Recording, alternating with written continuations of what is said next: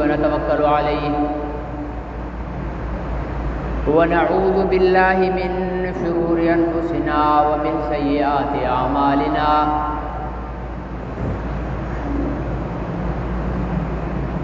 من يهده الله فلا مضل له ومن يضلله فلا هادي له ونشهد أن لا إله إلا الله وحده لا شريك له ونشهد أن سيدنا وسندنا وحبيبنا ونبينا ومولانا ومأوانا وملجانا محمدا عبده ورسوله أرسله بالحق بشيرا ونذيرا وداعيا إلى الله بإذنه وسراجا منيرا صلى الله عليه وعلى آله وأصحابه وأزواجه وأهل بيته وبارك وسلم تسليما كثيرا كثيرا أما بعد فأعوذ بالله من الشيطان الرجيم بسم الله الرحمن الرحيم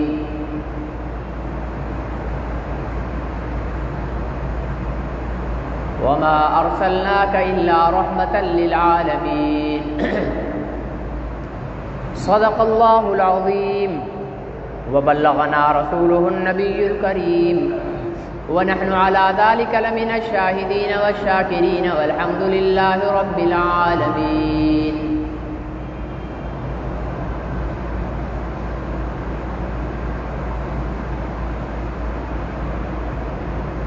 محترم بزرگوں اور بھائیوں، ربیع الاول کا دوسرا جمعہ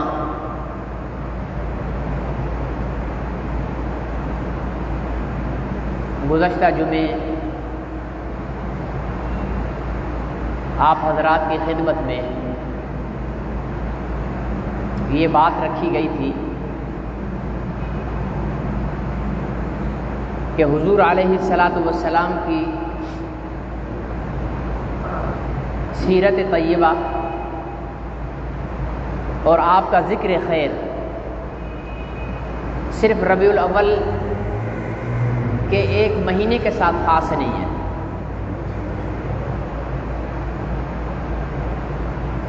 بلکہ سال کے 12 مہینے حضور علیہ الصلاۃ والسلام کا ذکر کرنا یہ ہماری ذمہ داری ہے اور حضور علیہ الصلاۃ والسلام کی محبت کا تقاضا ہے۔ دوسری بات یہ عرض کی تھی کہ حضور علیہ السلام کا ذکر خیر اور آپ کی سیرت طیبہ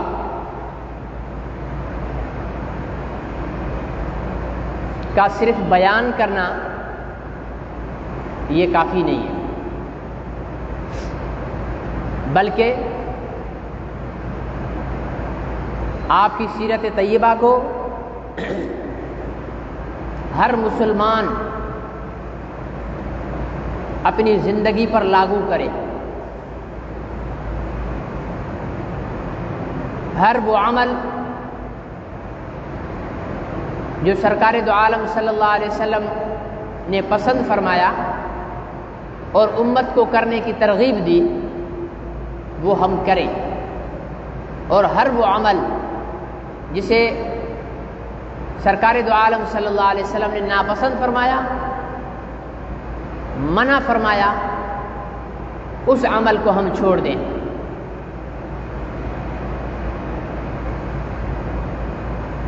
تو پھر صحیح معنی میں سمجھا جائے گا کہ حضور علیہ الصلاۃ والسلام کی محبت ہمارے دلوں میں موجود ہے۔ صرف نام لے لینے سے محبت نہیں ہوتی، بس نام لیتے رہو، نعرہ لگاتے رہو، تو صرف ان باتوں سے محبت نہیں، نظر آنا چاہیے ہم میں سے ہر ایک کہ یہ محمد رسول اللہ صلی اللہ علیہ وسلم کا امتی ہے، محمد رسول اللہ صلی اللہ علیہ وسلم کا چاہنے والا ہے۔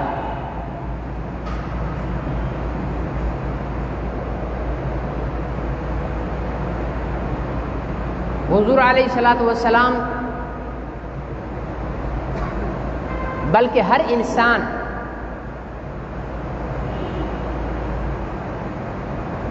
دو حصوں کا مرکب ہوتا ہے، ایک سیرت اور ایک صورت۔ سیرت کا مطلب انسان کا کردار، انسان کا عمل، یا دوسرے الفاظ میں کہہ لو کہ انسان کا باطن، اور صورت مطلب انسان کا ظاہر، انسان کی شکل۔ آپ نے کبھی بھی سورۃ النبی کانفرنس، سورۃ النبی جلوس یا سورۃ النبی سیمینار نہیں دیکھا ہوگا، یا کبھی آپ نے ایسا نہیں دیکھا ہوگا کہ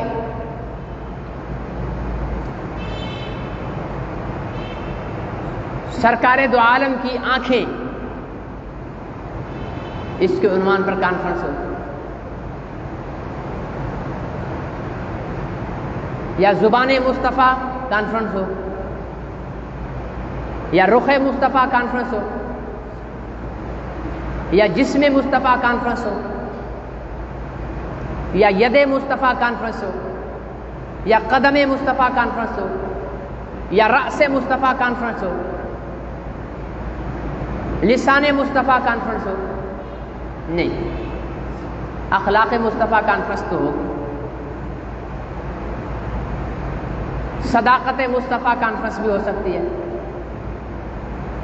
امانت مصطفیٰ کانفرنس بھی ہو سکتی ہے، کیونکہ یہ جو چیزیں ہیں، صداقت، دیانت، امانت، شرافت، اخلاق کی پاکیزگی، ان کا تعلق سیرت سے ہے۔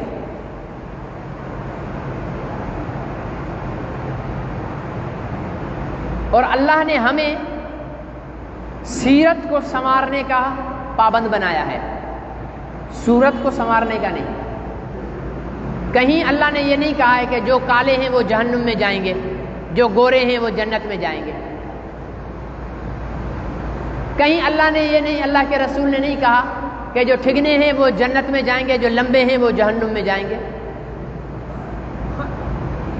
کہیں اللہ نے یہ نہیں کہا کہ جس کی ایک آنکھ نہیں ہوگی تو اس کو 10 سال جہنم میں اس آنکھ کے بدلے میں جلایا جائے گا کہ تیری آنکھ ایک کیوں نہیں ہے، پھر اس کو جنت میں ڈالا جائے گا۔ ایسا نہیں ہے، کہیں ایسا نہیں ہے پورے دین کی تعلیم میں کہ جو پیروں سے معذور ہوگا اسے جہنم میں ڈالا جائے گا کہ تیرے پاس پیر کیوں نہیں ہے، جو گونگا ہوگا اسے جہنم میں ڈالا جائے گا کہ تیرے پاس زبان کیوں نہیں ہے، جو بہرا ہوگا اس کو جہنم میں ڈالا جائے گا کہ تو سنتا کیوں نہیں تھا، جو پاگل ہوگا اس کو جہنم میں ڈالا جائے گا کہ تو سوچتا کیوں نہیں تھا۔ جھوٹ پر تو سزا ہے، کیونکہ جھوٹ کا تعلق سیرت سے ہے، کالے اور گورے کا تعلق صورت سے ہے، امانت اور خیانت کا تعلق سیرت سے ہے، لمبے اور ٹھگنے کا تعلق صورت سے ہے۔ ٹھیک ہے نا جی؟ اور خوش اخلاقی اور بد اخلاقی کا تعلق سیرت سے ہے، اور موٹے اور پتلے ہونے کا تعلق صورت سے ہے۔ اللہ نے کہیں پر بھی پورے قرآن میں، تمام احادیث میں صورت سے متعلق حکم نہیں دیا، جہاں بھی حکم دیا سیرت سے متعلق دیا۔ یہ نہیں کہا کہ تم اپنی آنکھیں ویسی بناؤ جیسی محمد رسول اللہ کی آنکھیں، ہو ہی نہیں سکتی۔ یہ نہیں کہا کہ تم اپنے سر تمہارا بھی اتنا بڑا ہونا چاہیے جیسے جتنا بڑا محمد رسول اللہ کا ہے، قد بھی تمہارا ویسا ہونا چاہیے، رنگ بھی تمہارا ویسا ہونا چاہیے۔ یہ کہا کہ سچ تمہارا ویسا ہونا چاہیے جیسے محمد رسول اللہ کا سچ، اخلاق تمہارا ویسا ہونا چاہیے جیسے محمد رسول اللہ کا اخلاق ہے، کردار تمہارا ایسا ہونا چاہیے جیسے محمد رسول اللہ کا کردار ہے، سجدے تمہارے ایسے ہونے چاہیے جیسے محمد رسول اللہ کے سجدے ہیں، قیام تمہارا ایسا ہونا چاہیے جیسے محمد رسول اللہ کا قیام ہے، تلاوت تمہاری ایسی ہونی چاہیے جیسے محمد رسول اللہ کی تلاوت ہے، روزے تمہارے ایسے ہونے چاہیے جیسے محمد رسول اللہ کے روزے ہیں، جہاد تمہارا ایسا ہونا چاہیے جیسے محمد رسول اللہ کا جہاد ہے، کیونکہ یہ ساری چیزیں سیرت سے تعلق رکھتی ہیں۔ لیکن بعض دفعہ ایسا ہوتا ہے کہ انسان سیرت کے اعتبار سے پرفیکٹ ہوتا ہے، آنکھیں بھی ٹھیک، کان بھی ٹھیک، ناک بھی ٹھیک، رنگت بھی ٹھیک، قد کاٹ بھی ٹھیک، سب پرفیکٹ ہے، لیکن کردار کا گندا ہے تو سارا پانی پھر گیا۔ بعض دفعہ ایسا ہوتا ہے کہ انسان کردار کا بہت اعلیٰ ہوتا ہے لیکن شکل میں مار کھا جاتا ہے، رنگ کالا ہے، قد چھوٹا ہے، ٹھیک ہے نا جی، ناک پچکی ہے، آنکھیں چھوٹی ہیں، کان بڑے ہیں، کردار میں تو بہت اعلیٰ ہے لیکن شکل و شباہت میں جو ہے مار کھاتے ہیں۔ حضور علیہ الصلاۃ والسلام کی ذات وہ واحد ذات ہے جسے اللہ تعالی نے سیرت میں بھی پرفیکٹ بنایا ہے اور صورت میں بھی پرفیکٹ بنایا ہے، معنی مکمل بنایا ہے۔ سیرت میں بھی کوئی عیب نہیں اور صورت میں بھی کوئی عیب نہیں، آپ کی صورت بھی عیبوں سے پاک، آپ کی سیرت بھی عیبوں سے پاک، آپ کا جسم بھی عیبوں سے پاک، آپ کا کردار بھی عیبوں سے پاک۔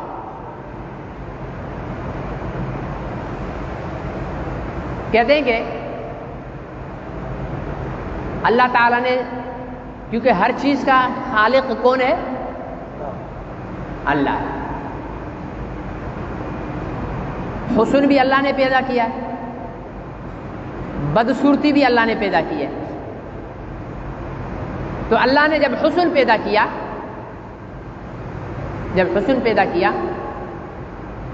تو اس حسن میں سے ایک حصہ نکالا، 100 حصے کیے، جیسے 100 کا نوٹ کھلا کرایا جائے تو 1-1 روپے کے کرنٹ سکے آ جائیں گے نا، تو یوں اللہ نے جو حسن پیدا کیا اس میں سے 100 حصے کر کے ایک حصہ الگ نکال لیا، ایک حصہ، اس ایک حصے میں سے آدھا حصہ یوسف علیہ السلام کو دے دیا۔ آدھا حصہ کس کو دیا؟ یوسف علیہ السلام کو، اور باقی آدھا حصہ ساری دنیا کے انسانوں میں تقسیم کر دیا۔ پھر کسی کے حصے میں زیادہ آ گیا تو وہ خوبصورت ہو گیا، کسی کے حصے میں کم آئے تو وہ کم خوبصورت ہوا۔ اب وہ باقی پیچھے کتنے بچے؟ 99 بچے۔ فرمایا کہ وہ 99 کا 99% حسن حضرت محمد رسول اللہ صلی اللہ علیہ وسلم کو اللہ تعالیٰ نے دیا۔ اب آپ اندازہ لگائیں گے کتنے خوبصورت ہوں گے؟ آپ سے زیادہ خوبصورت تو کوئی ہو ہی نہیں سکتا ہے کہ دنیا کا حسن کا 99% حصہ جس ہستی کو مل رہا ہو تو باقی کو کیا ملے گا؟ اور وہ آدھا حصہ جو یوسف علیہ السلام کو دیا، باقی جو آدھا حصہ ہے وہ نبیوں پر بھی تقسیم ہوا، ولیوں پر بھی تقسیم ہوا، نیکوں پر بھی تقسیم ہوا، بروں پر بھی تقسیم ہوا، سب پہ تقسیم ہوا، اور یہ 99% جو ہے یہ حضرت محمد رسول اللہ صلی اللہ علیہ وسلم۔ کہتے ہیں کہ صحابہ اکرام ہمیں حضور علیہ الصلوۃ والسلام کی شکل، شباہت، عمل، کردار، یہ سب صحابہ اکرام نے بتایا۔ آپ میں سے خود کسی نے حضور علیہ السلام کو دیکھا اپنی زندگی میں؟ خواب میں دیکھا ہو تو اور بات ہے، اللہ سب کو نصیب کرے اور بار بار نصیب کرے۔ خوش نصیبوں کو ہی خواب میں بھی حضور علیہ السلام کی زیارت ہوتی ہے، اور خاص طور پر ان لوگوں کو جو کثرت سے درود پڑھتے ہیں۔ آپ زندگی کا معمول بنا لیں کہ 1000 دفعہ روزانہ درود پاک پڑھیں۔ کتنی مرتبہ؟ 1000 مرتبہ درود پاک، اور 1000 دفعہ پڑھنا کوئی مشکل نہیں ہے۔ سب سے چھوٹا درود پاک پڑھیں، صلی اللہ علیہ وسلم۔ اس کی تسبیح پڑھو تو دیکھو کتنے منٹ لگتے ہیں، تو 10 تسبیح پڑھنی ہے۔ اگر ایک تسبیح صلی اللہ علیہ وسلم کی 2 منٹ میں ختم ہوتی ہے تو 10 تسبیح کتنے منٹ لگے؟ اور 20 منٹ کی محنت پہ اگر سرکار دو عالم صلی اللہ علیہ وسلم کی زیارت نصیب ہو جائے تو سودا مہنگا ہے۔ ہمارے ہاں مدارس میں جو آخری سال ہوتا ہے تعلیم کا، اس سال کو کہتے ہیں دورہ حدیث۔ اس میں صحاح ستہ پڑھائی جاتی ہیں، 6 حدیث کی بڑی کتابیں، بخاری شریف، مسلم شریف، طحاوی شریف، ترمذی شریف، ابو داؤد، ٹھیک ہے نا جی۔ اس طرح 6 کتابیں پڑھائی جاتی ہیں، صحاح ستہ، حدیث کی صحیح 6 کتابیں۔ اکثر و بیشتر دورہ حدیث والے سار طلباء کو حضور علیہ السلام کی زیارت ہوتی ہے۔ پتہ ہے کیوں؟ اس لیے کہ ان کا سارا دن کا اکثر حصہ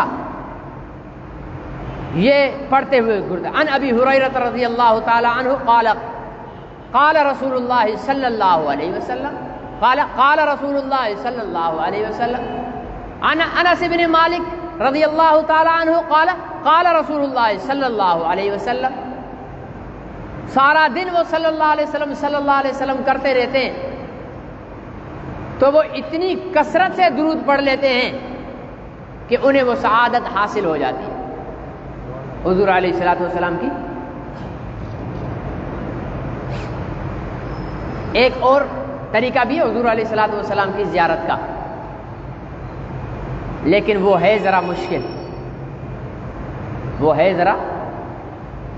وہ جان کی بازی لگانی پڑتی ہے۔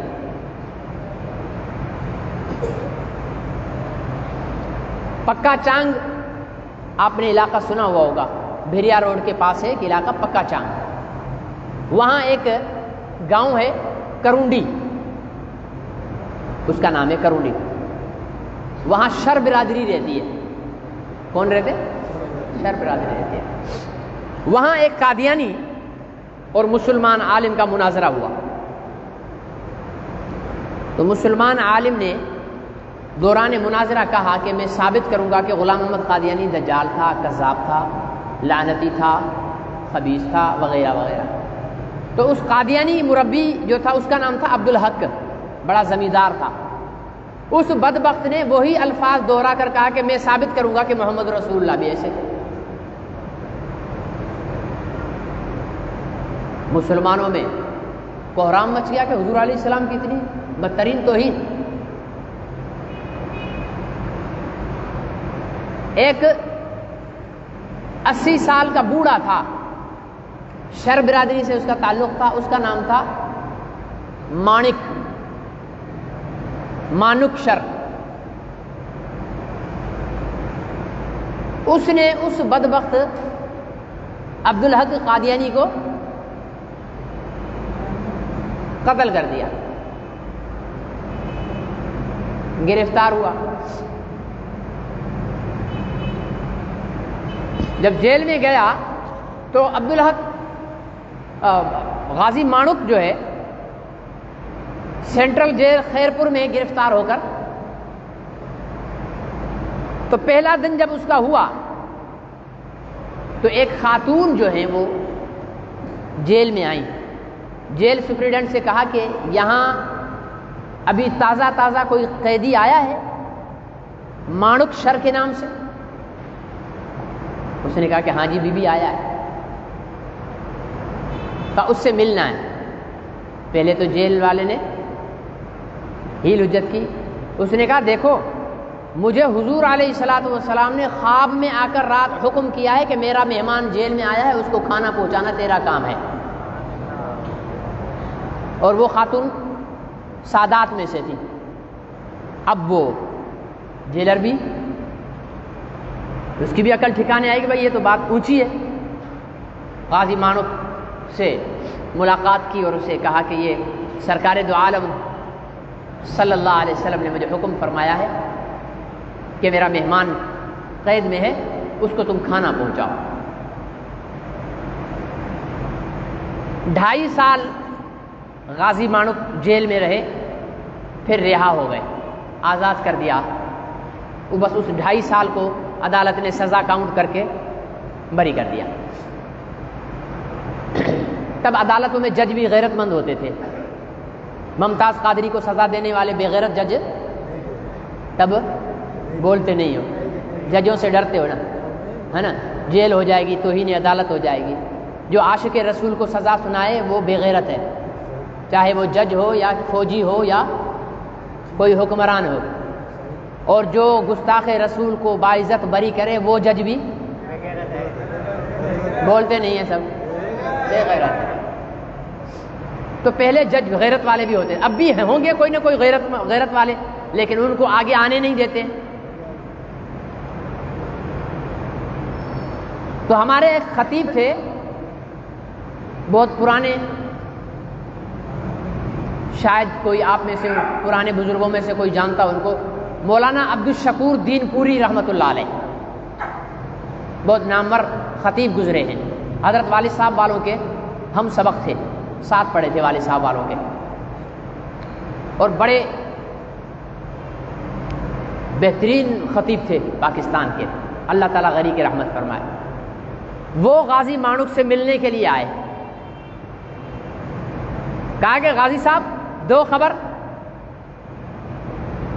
قتل کیا گستاخ کو، اس کے بعد اور پہلے والی زندگی میں کیا فرق ہے، کوئی فائدہ آپ کو کچھ ملا؟ غازی صاحب نے کہا کہ مولانا میری زندگی کی سب سے بڑی خواہش تھی کہ میں حضور علیہ السلام کی زیارت کروں. خواب میں نے ہزاروں کی تعداد میں ایک مجلس میں بیٹھ کر درود پڑھا کہ مجھے زیارت ہو جائے. مدینہ منورہ گیا، وہاں جا کر حضور علیہ الصلوۃ والسلام سے درخواست کی کہ یا رسول اللہ خواب میں زیارت کرا دیں. کعبے کا غلاف پکڑ کر اللہ سے دعا کی کہ یا اللہ محبوب کی زیارت کرا دیں، لیکن زیارت ہی نہیں ہوتی تھی. کہا جس دن میں نے قادیانی گستاخ رسول کو قتل کیا، 2.5 سال جیل میں رہا، ایک بھی رات ایسی نہیں تھی جب حضور علیہ الصلوۃ والسلام خواب میں تشریف نہ لاتے ہوں. شارٹ راستہ یہ سمجھے نا جی. تو ظاہر ہے اب آپ اس والے شارٹ راستے میں ذرا جیل قید و بند ہو سکتا ہے، پھانسی بھی چڑھ جاؤ ممتاز قادری کی طرح، ٹھیک ہے نا جی. تو میں آپ کو آسان والا راستہ بتا رہا ہوں. درود پاک کثرت کے ساتھ بندہ پڑھے تو حضور علیہ الصلوۃ والسلام کی زیارت ہوتی ہے. اور یہ زیادہ محنت طلب نہیں ہے، بندہ روزانہ 1000 دفعہ پڑھ لے اور اس کو زیادہ بڑھا لے تو بہت اچھی بات ہے، جتنا زیادہ. اور حضور علیہ السلام نے فرمایا کہ جو مجھ پر زیادہ درود پڑے گا وہ قیامت کے دن اتنا میرے قریب ہوگا.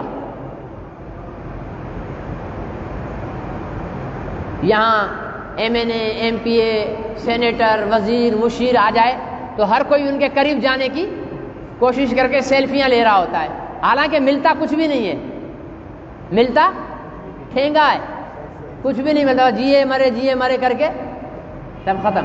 لیکن وہاں مدینے والے کا ساتھ اگر مل گیا تو سب کچھ مل گیا. حضور علیہ السلام نے فرمایا جو مجھ پر سب سے زیادہ درود پڑے گا وہ قیامت کے دن میرے اتنا قریب ہوگا. اب ہمیں اور آپ کو سوچ لینا چاہیے کہ ہم حضور علیہ السلام کے کتنا قریب رہنا چاہتے ہیں، قیامت کے دن کتنا پاس جانا چاہتے ہیں. ایک اور بات، جب درود پاک کی بات چلی ہے تو میں کرتا چلوں. بلکہ دو باتیں ہیں۔ حضور علیہ الصلوۃ والسلام کے پاس ایک صحابی آئے،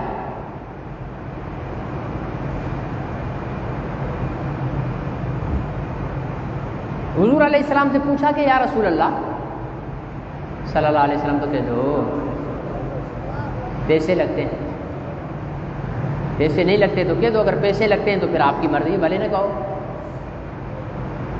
یہ چیزیں اللہ نے غریبوں کے لیے مفت میں رکھی ہوئی ہیں، اگر اس پر بھی پیسے لگتے تو غریب تو بیچارہ پڑتا ہی نہیں، 2 روپے 4 روپے میں جیب خالی ہو جاتی، چپ کر کے بیٹھا ہوتا، آگے درود پڑھنے کی اجازت نہیں۔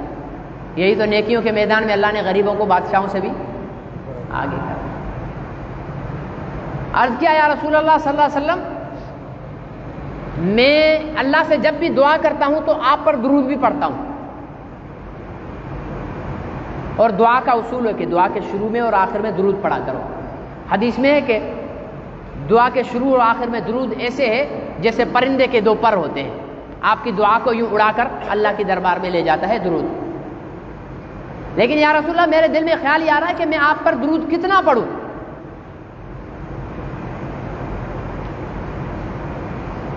ایک چوتھائی درود پڑھوں اور 3/4 میں اللہ سے دعا کر لیا کروں گا۔ اس کو میں آپ کو سمجھانے کے لیے ایک اور مثال دے دوں کہ اگر میں 10 منٹ کی دعا کرتا ہوں تو 10 منٹ کا چوتھائی کتنا ہوتا ہے؟ 2.5 منٹ۔ 2.5 منٹ میں دعا کر لیا کروں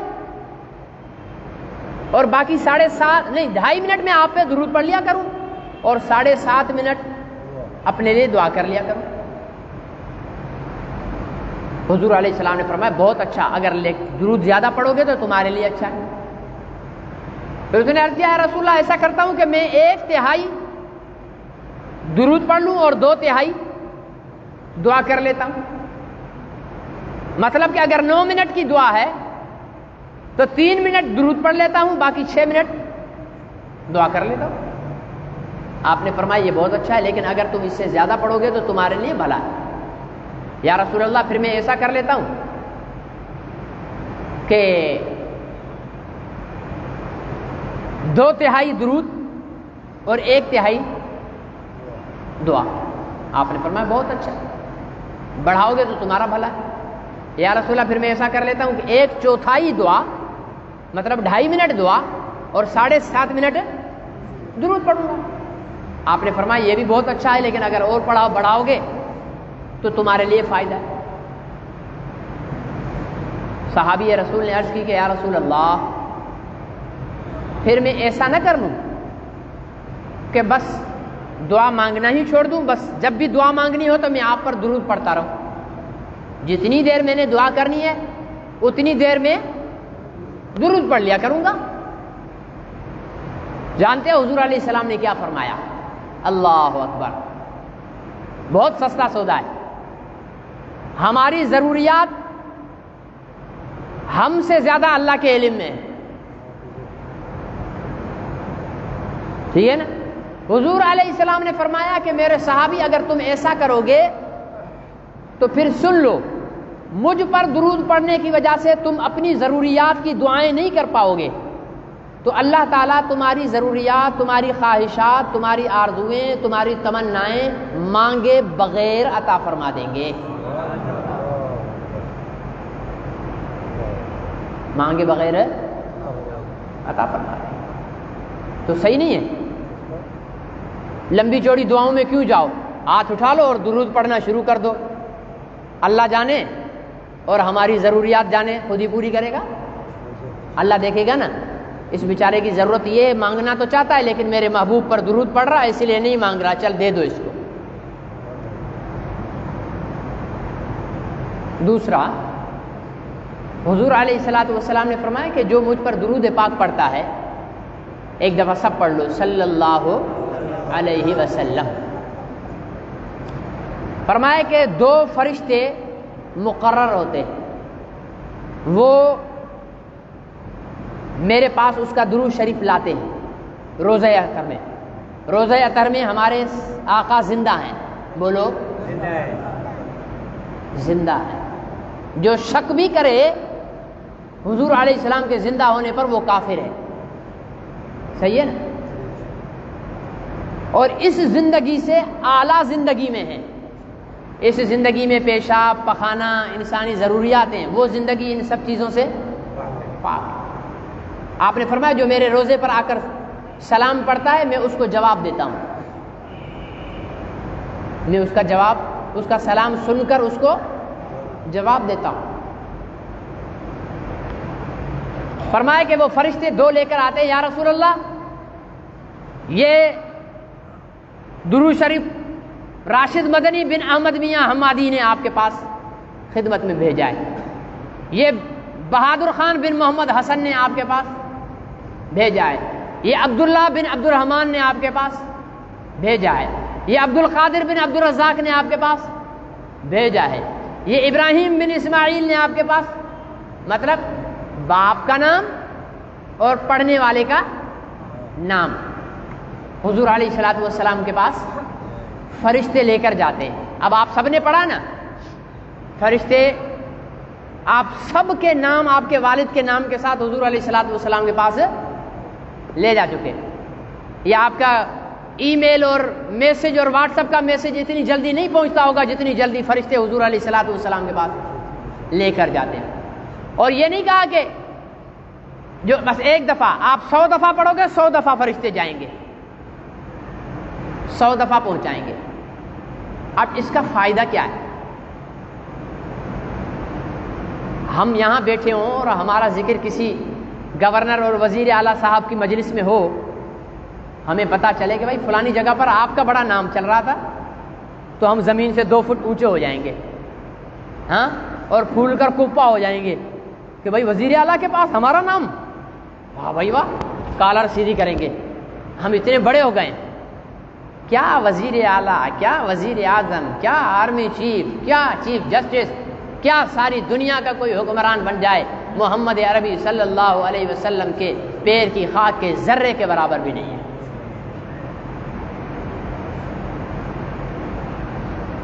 میرے پاس ایک مٹھو کھوسو گاؤں ہے، سنا ہے نا؟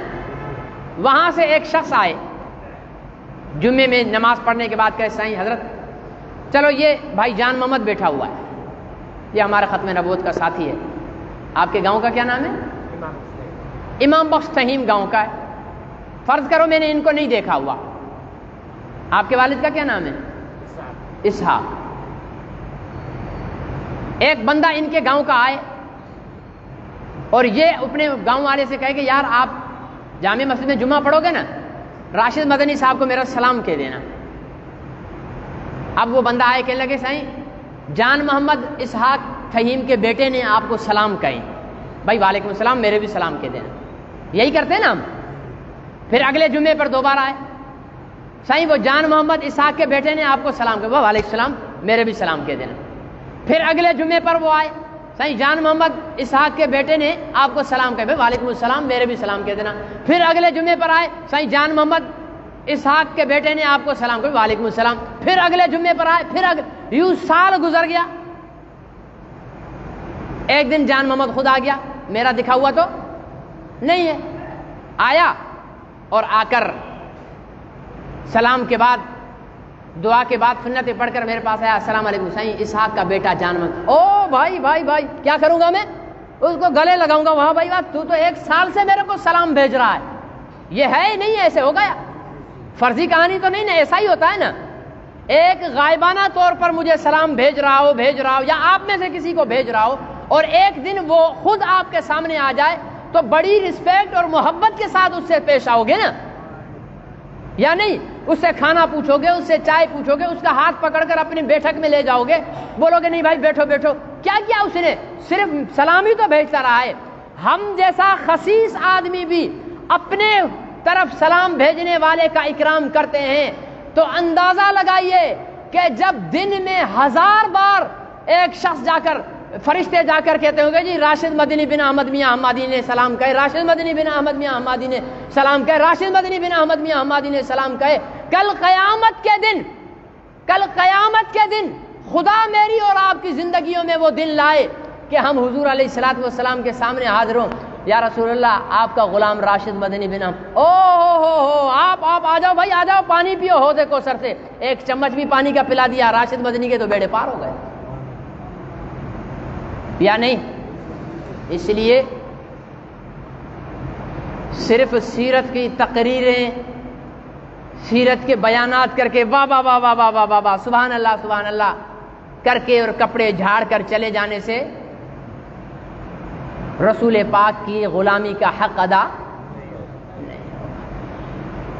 کچھ ان پر درود بھی پڑھیں، کچھ ان پر سلام بھی پڑھیں، اور تڑپ اور سچائی کے ساتھ پڑھیں۔ درود کی یہ خاصیت ہے، نماز دکھاوے کے لیے پڑھو گے قبول نہیں ہوگی، روزہ دکھاوے کے لیے، ریاکاری کے لیے پڑھو گے قبول نہیں ہوگا، زکوٰۃ دکھاوے کے لیے دو گے قبول، داڑھی دکھاوے کے لیے رکھیے کہ پہلے داڑھی منڈا تھا، لوگ سب بے ایمان کہتے تھے، ابھی داڑھی رکھ کر ڈنڈی ماروں گا، لوگ سب بولیں گے بھائی نمازی ہے، میرے سے ہی آ کر سودا لیں گے، میرے سے ہی آ کر دکان پہ سامان خریدیں گے، تو لوگوں کو دکھانے کے لیے، بیوقوف بنانے کے لیے داڑھی رکھی قبول۔ لیکن درود شریف دنیا کا وہ عمل ہے، علماء نے لکھا ہے بھلے ریاکاری کے ساتھ پڑھو، سچی نیت سے پڑھو، کسی بھی نیت سے پڑھو، دل لگا کر پڑھو، بغیر دل لگائے پڑھو، اللہ کو قبول ہی قبول ہے۔ اللہ نے جہاں نماز کا حکم دیا فرمایا اقیم الصلاۃ، روزے کا حکم دیا فرمایا کتب علیکم الصیام، جہاد کا حکم دیا کتب علیکم القتال، حج کا حکم دیا وَأَتِمُّ الْحَجَّ، ہاں جی، ہر ایک چیز کا تم نماز پڑھو، تم روزہ رکھو، تم حج کرو، تم زکوٰۃ دو، تم جہاد کرو۔ لیکن جب درود پاک کا حکم دیا تو یوں نہیں کہا کہ تم درود پڑھو، کہاں سے شروع کیا؟ آپ اندازہ لگاؤ کہ درود کتنی بڑی عبادت ہے۔ فرمایا ان اللہ و ملائکتہ، انسانوں سن لو، اللہ اور اس کے فرشتے درود بھیجتے ہیں علی النبی، اپنے نبی پر، یا ایھا الذین آمنو، اے ایمان والو، اب تم اس نیکی کو سمجھ لو کہ جو اللہ بھی تمہارے ساتھ شریک ہو کر اس نیکی کو کر رہا ہے، تم پر بھی ذمہ داری ہے، صلو علیہ وسلموا تسلیما۔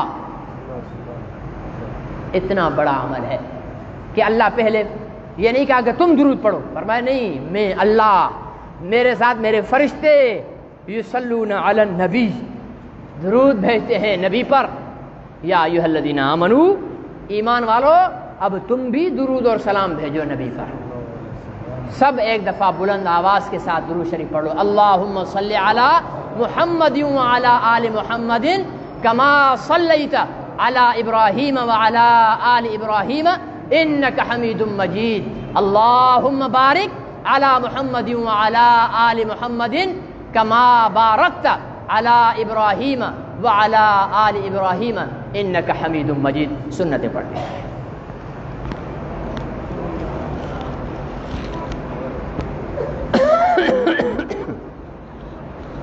اللہ اکبر، سبحانک اللہ، اعوذ باللہ من الشیطان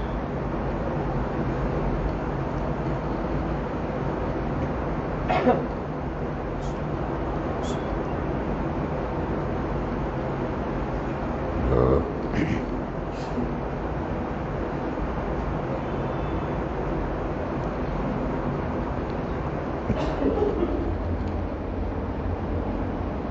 سمع اللہ لمن حمده۔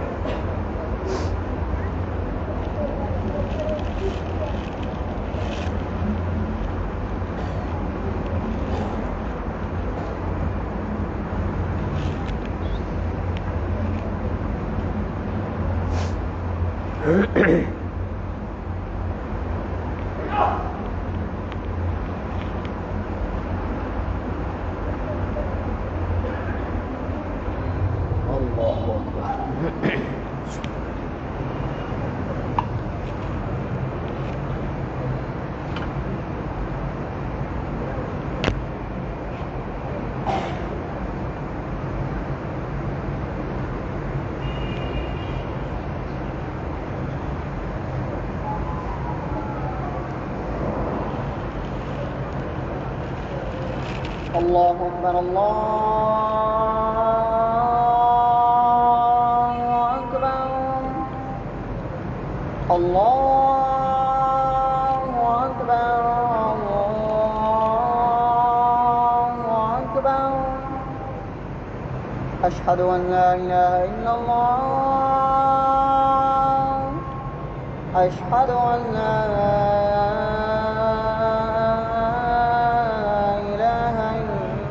الله أشهد أن محمدا رسول الله أشهد أن محمدا رسول الله حي على الصلاة حي على الصلاة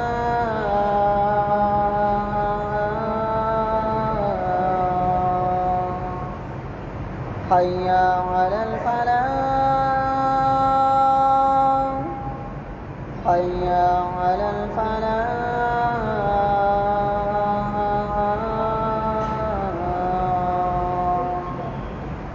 الله أكبر الله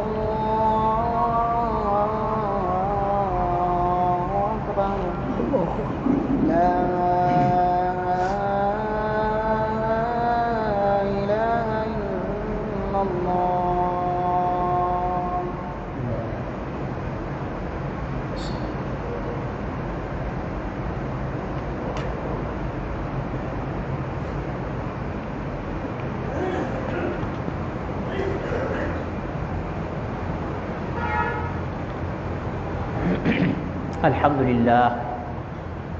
لله نحمده ونستعينه ونستغفره ونؤمن به ونتوكل عليه ونعوذ بالله من شرور أنفسنا ومن سيئات أعمالنا من يهده الله فلا مضل له ومن يضلله فلا هادي له ونشهد أن لا إله إلا الله وحده لا شريك له ونشهد أن سيدنا وسندنا وحبيبنا ونبينا ومولانا ومأوانا وملجأنا محمدا عبده ورسوله أرسله بالحق بشيرا ونذيرا وداعيا إلى الله بإذنه وسراجا منيرا صلى الله عليه وعلى آله وصحبه وبارك وسلم تسليما كثيرا كثيرا.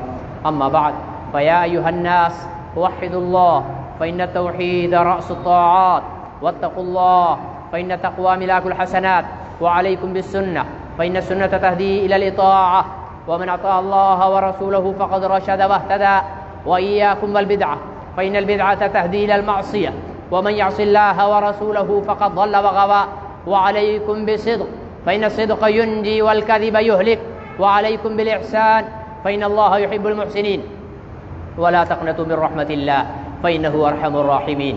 ألا وإن نفسا لن تموت حتى تستكمل رزقها في الطلب وتوكلوه إن الله يحب المتوكلين فادعوه يمددكم بأموال وبنين. أعوذ بالله من الشيطان الرجيم. وقال ربكم ادعوني أستجب لكم إن الذين يستكبرون عن عبادتي سيدخلون جهنم داخرين. بارك الله لنا ولكم في القرآن العظيم ونفعنا وإياكم بالآيات والذكر الحكيم. أستغفر الله لي ولكم ولسائر المسلمين واستغفروه إنه هو الغفور الرحيم.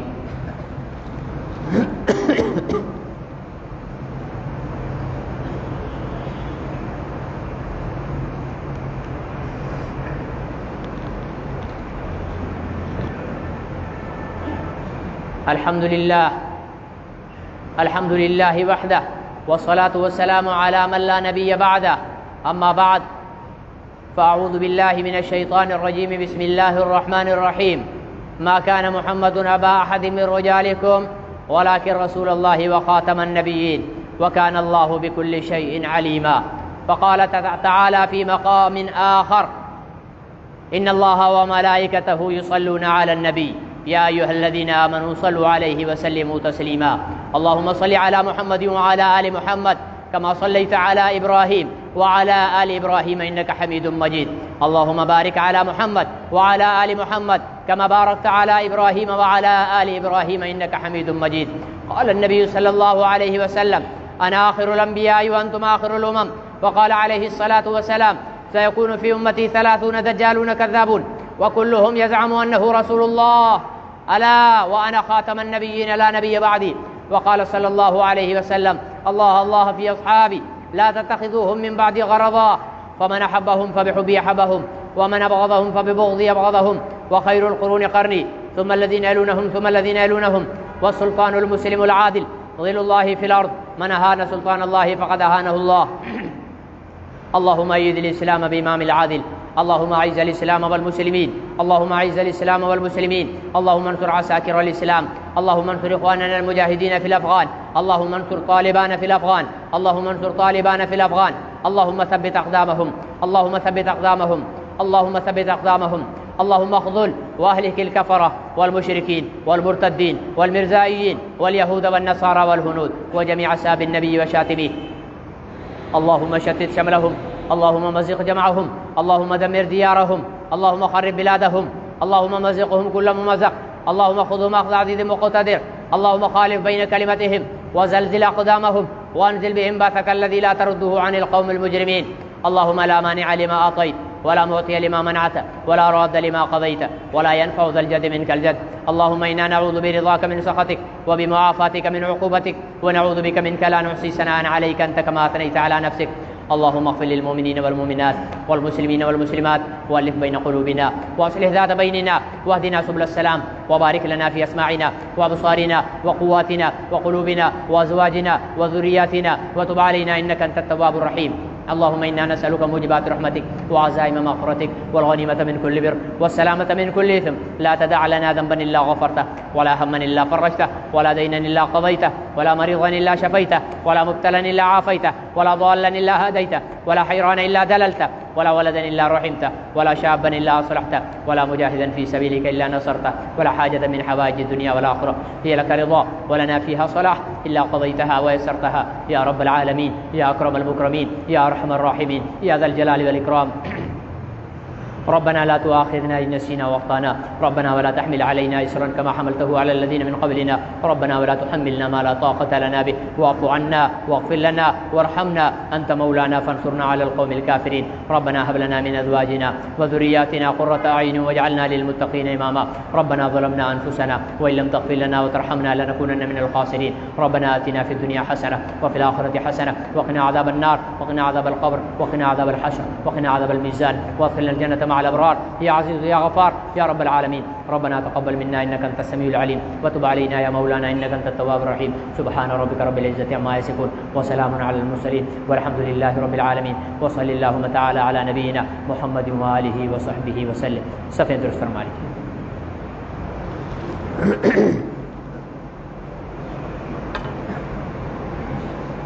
پہلے آگے والی صفوں کو پر کریں اور آگے جگہ خالی ہو تو تھوڑی سی قدم بڑھانے کی زحمت کر لیا کریں. نیت باندھنے کے بعد پیچھے سے آوازیں آ رہی ہوتی ہیں آگے آ جاؤ آگے آ جاؤ. تو میرے بھائیوں پہلے ہی بغیر بلائے آگے بڑھیں. بارہا میں عرض کر چکا ہوں کہ صفوں کی درستگی جو ہے یہ نماز کا حصہ ہے. اس لیے اندر اگر جگہ خالی ہے تو باہر کھڑے ہونے کی ضرورت نہیں ہے. آپ اندر سے بھی جلدی نکل سکتے ہیں سلام کے بعد. اتنی بھی جلدی نہیں ہونی چاہیے کہ ہم نماز کوئی سنت کے خلاف پڑھیں اور بھاگنے کے چکر میں بیٹھے ہوئے ہیں اور باہر پڑھیں تاکہ سلام پھیر کر جلدی سے بھاگیں. میرے بھائی اللہ کے لیے آتے ہیں. جب اللہ کے لیے آتے ہیں تو اللہ اور اللہ کے رسول کی مرضی کے مطابق ہمیں نماز پڑھنی چاہیے.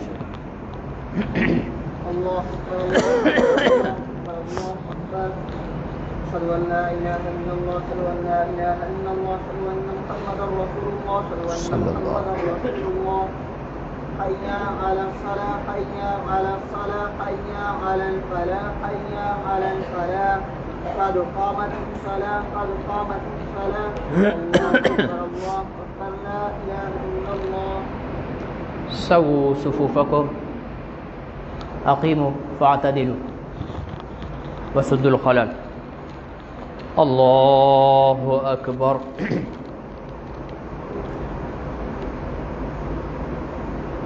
الحمد لله رب العالمين الرحمن الرحيم مالك يوم الدين إياك نعبد وإياك نستعين اهدنا الصراط المستقيم صراط الذين أنعمت عليهم غير المغضوب عليهم ولا الضالين.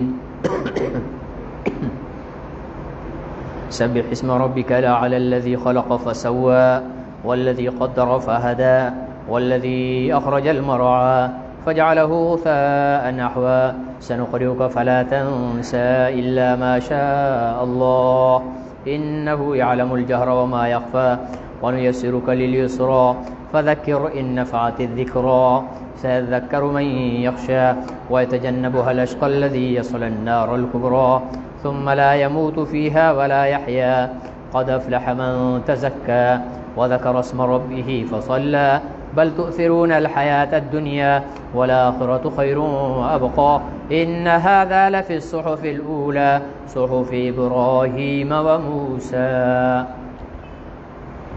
الله أكبر.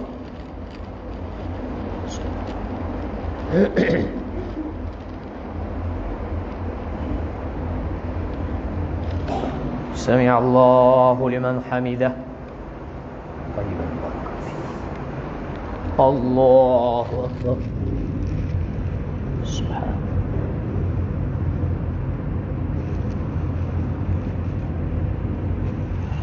الله أكبر. الله أكبر.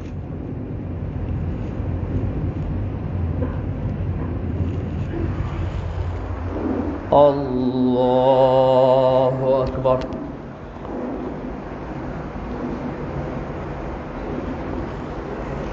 الحمد لله رب العالمين الرحمن الرحيم مالك يوم الدين إياك نعبد وإياك نستعين اهدنا الصراط المستقيم صراط الذين أنعمت عليهم غير المغضوب عليهم ولا الضالين.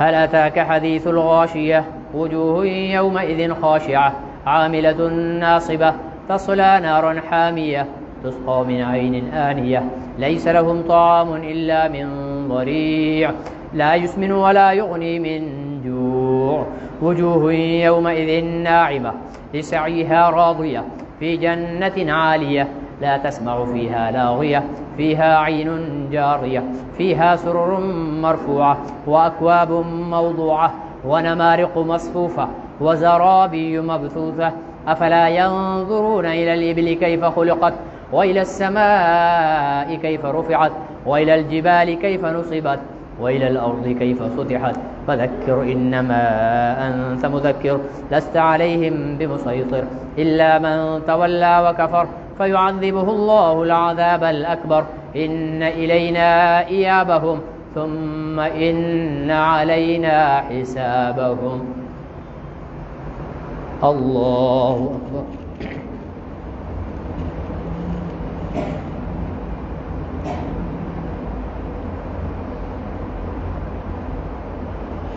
سمع الله لمن حمده. الله أكبر.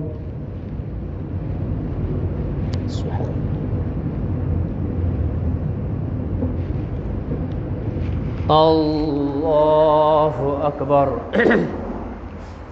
الله أكبر.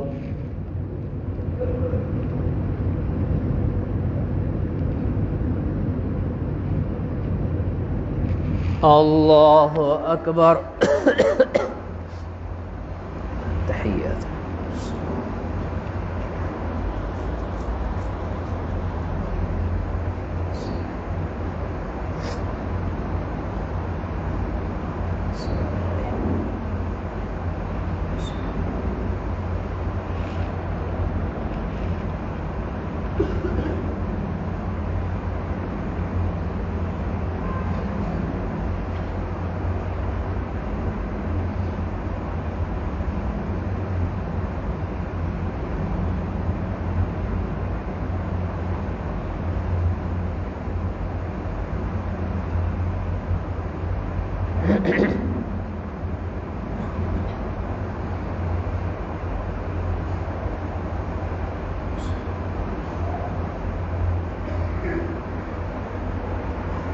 السلام عليكم ورحمة الله. السلام عليكم ورحمة الله. الله أكبر. استغفر الله.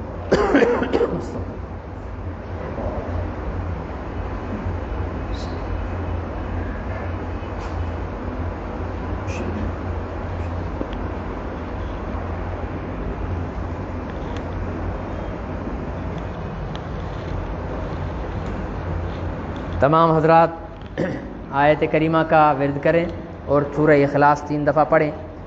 محسن پاکستان کے نامور سائنسدان اور پاکستان کی ایٹمی قوت کے خالق ڈاکٹر عبدالقدیر خان رحمۃ اللہ علیہ کے لیے مغفرت کی دعا کرتے ہیں.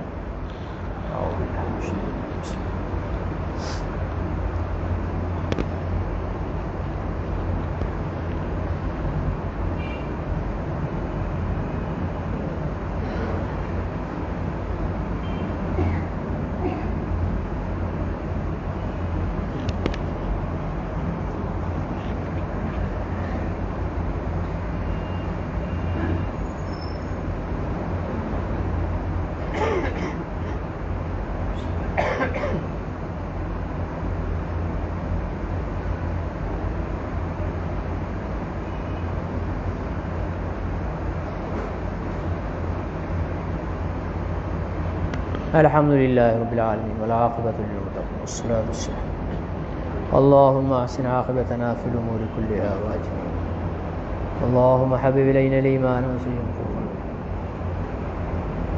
یا اللہ تمام حاضرین جمعہ کی نماز جمعہ کو اپنی بارگاہ میں قبول فرما.